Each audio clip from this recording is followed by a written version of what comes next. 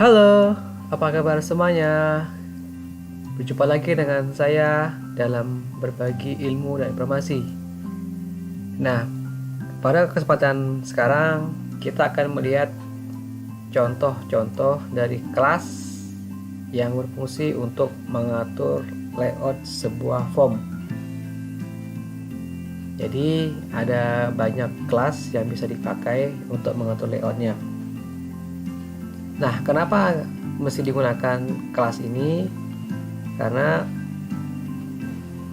kalau dalam konsep OP-nya dari kelas JFrame itu, kalau hanya menggunakan satu buah kelas kontainer, maka tidak bisa untuk menampung banyak objek.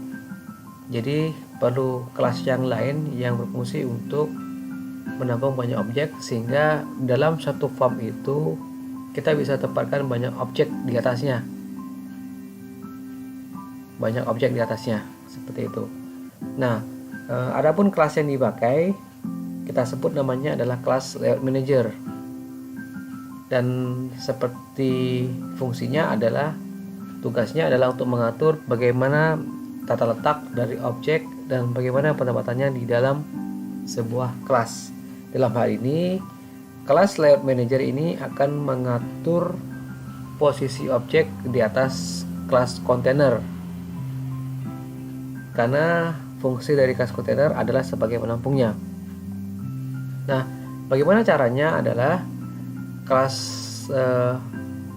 layout manager akan kita atur menggunakan metode set layout. Baru di dalamnya kita gunakan kelas layout manajernya.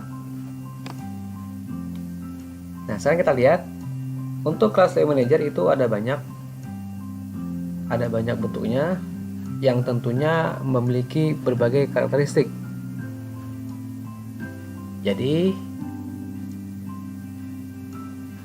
ada banyak kelasnya dan kita bisa lihat seperti ini. Ada namanya kelas flow layout, ada kelas grid layout, kelas border layout, box layout, chart layout, group layout, sama spring layout. Nah, untuk contohnya yang akan kita lihat cuma 3 saja untuk dari kelasnya,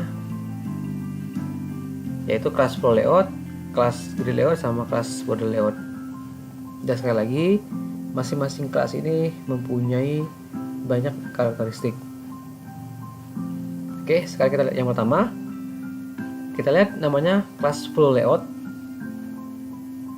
Nah, untuk kelas flow layout ini prinsipnya adalah dia akan menempatkan objek ke atas kontainer sepanjang ukuran dari frame-nya, ukuran dari formnya. Jadi jikalau dalam satu baris itu masih ada space, maka di fullkan ke satu baris sampai dengan penuh satu buah barisnya, baru pindah ke bawah. Jadi fungsinya adalah mudahnya adalah dengan menggunakan kelas flow layout ini adalah objek itu akan ditempatkan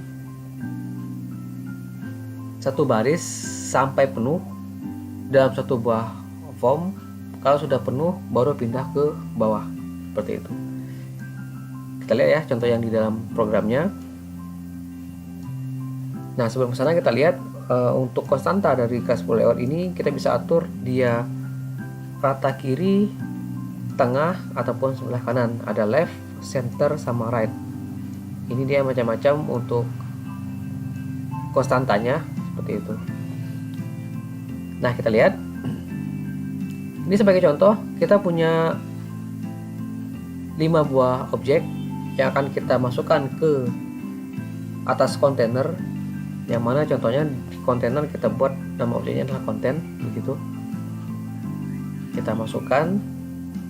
Kemudian gimana sih untuk mengatur supaya si kontainernya ini dalam menggunakan flow layout? Ini dia cara ngaturnya. Konten kita atur menggunakan metode set layout, dan yang kita gunakan adalah objek dari flow layoutnya. Nah, kita atur dalam bentuk rata tengah, center. Baru kemudian kita masukkan satu persatu objeknya ke atas kontainer. Jadi sini ada 5, Ada 5 buah objek, ada label name, text name, nama, label nama, text nama, sama btn tampil. Sehingga hasilnya begitu dijalankan maka munculnya seperti ini. Jadi seperti yang dibilang di awal bahwa untuk bentuk flow layout ini adalah dia akan menampakkan objek per baris. Jadi didapatkan per baris selama dalam satu buah frame atau buah bingkai ini masih cukup barisnya akan diisi terus, tapi kalau tidak dia akan pindah ke bawah seperti ini. Ada label name, text name, nah namanya nggak cukup lagi maka dia pindah ke bawah. Kemudian ada text field lagi, nggak cukup dalam satu baris maka pindah ke bawah. Lalu ada tombol tampil juga muncul di bawah seperti ini. Ini untuk yang flow layout. Seperti inilah untuk karakternya. Nah sekarang kita lihat untuk yang bentuk grid layout. Nah untuk bentuk grid layout ini, untuk karakternya adalah dia akan membagi area kontainer dalam bentuk baris dan kolom. Jadi dibagi berdasarkan baris sama kolom. Nah untuk membaginya sehingga kita perlu parameter untuk mengetahui berapa jumlah baris, berapa jumlah kolomnya. Nah ini sebagai contohnya,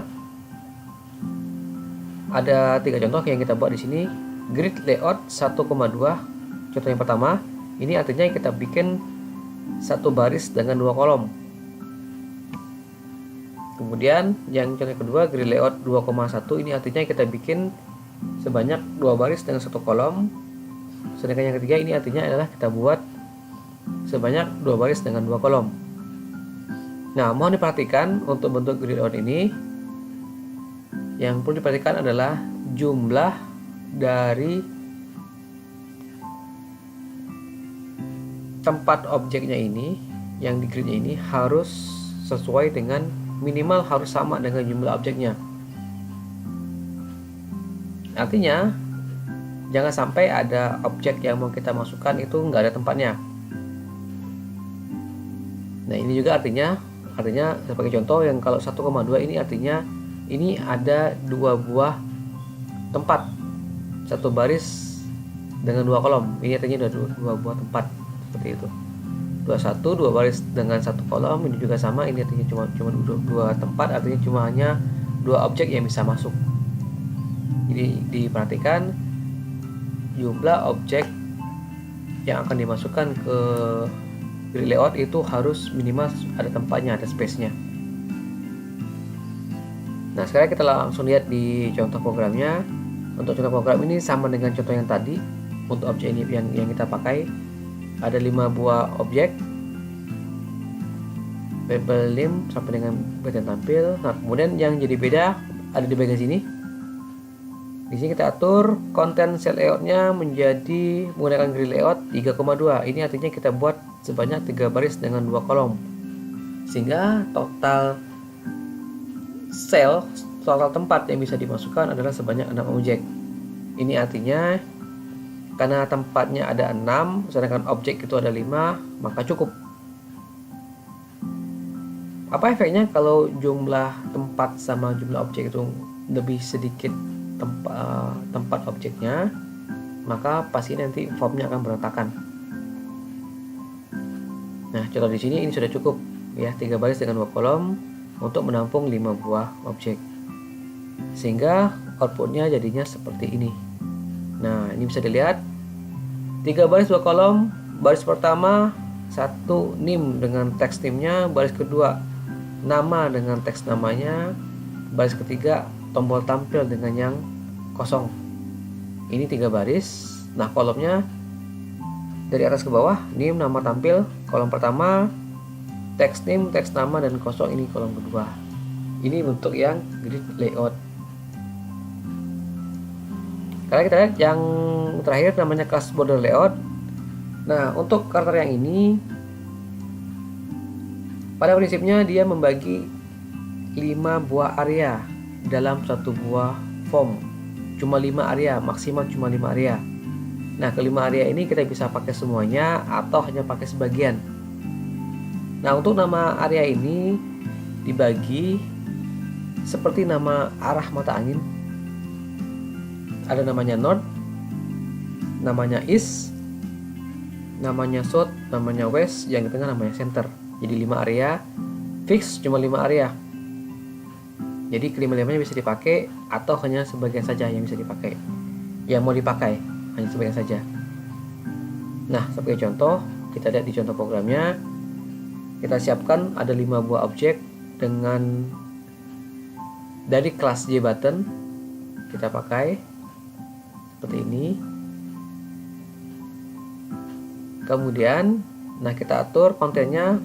Ini perintahnya untuk mengaturnya. Kita pakai bentuk border layout. Dan ini cara mengaturnya. Atur ini berarti ditempatkan di bagian north, ini bagian east, bagian center, west, sama south. Sehingga outputnya seperti ini. Fix dia membagi 5 buah area, 1 buah form. Bisa dipakai semua atau bisa dipakai sebagian sesuai dengan kebutuhan dari program. Nah, kira-kira inilah bentuk dari kelas layout manager yang bisa dipakai untuk mengatur objek di dalam frame. Demikian, mudah-mudahan ada manfaat untuk kita semua. Sampai jumpa lagi. Terima kasih atas perhatiannya.